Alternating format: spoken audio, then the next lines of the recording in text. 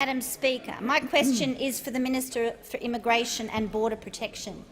Will the Minister inform the House of action the government is taking to engage the community on enhanced security measures at our international airports? I call the Honourable Minister for Immigration and Border Protection. Thank you, Madam Speaker, and I thank the member for Macquarie for her question.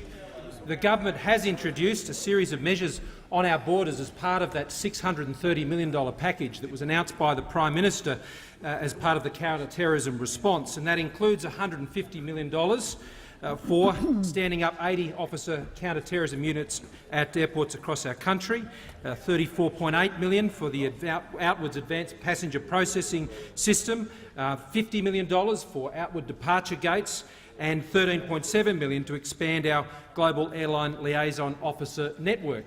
Now, Madam Speaker, as we implement these measures across our airports, our Customs and Border Protection Service have calibrated their settings at a very high level for obvious reasons. And as we introduce these new measures, we ask for from the travelling public for tolerance and for patience as they're introduced, and understanding and, of course, sensitivity to the serious matters that they are having to deal with. Our officers, Madam Speaker, will always act in good faith, with professionalism.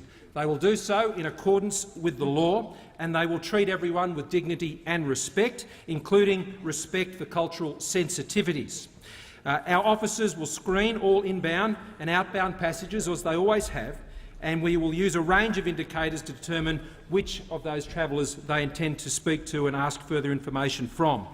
This is also informed by our partnering with other law enforcement agencies who are part of this process, and security agencies at both state and federal levels, to inform this process. Now, the government recognises, of course, as does the service, the importance of religious events such as the upcoming Hajj and the legitimacy of travel that relates to people going to attend the Hajj. And the service is consulting with relevant community groups, I can inform the House, Madam Speaker, about our practices. And today the Deputy CEO of the Australian Customs and Border Protection Service met with the Grand Mufti and the National Imams Council in Sydney to discuss these very issues. Now, that process will be ongoing and in other states and territories, and it's supported by the 10 ethnic liaison officers that are in my own department that have been engaged in similar activities.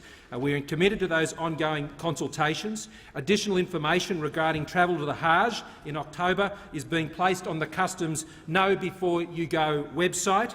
But the key messages are these, and that is to turn up early, to declare any cash, and to understand the rules of prohibited items which will be set out on that website. The government, of course, would regret any inconvenience or potential embarrassment that may be caused by our officers having to go about the sensitive tasks that they have to do. But we know that they are doing this job. We have tasked them to do this job to protect Australia and all Australians. They, of course, deserve our respect and courtesy for the job that they're doing, and they will act, of course, with that same courtesy and respect to all those they come in contact with as they undertake their responsibility.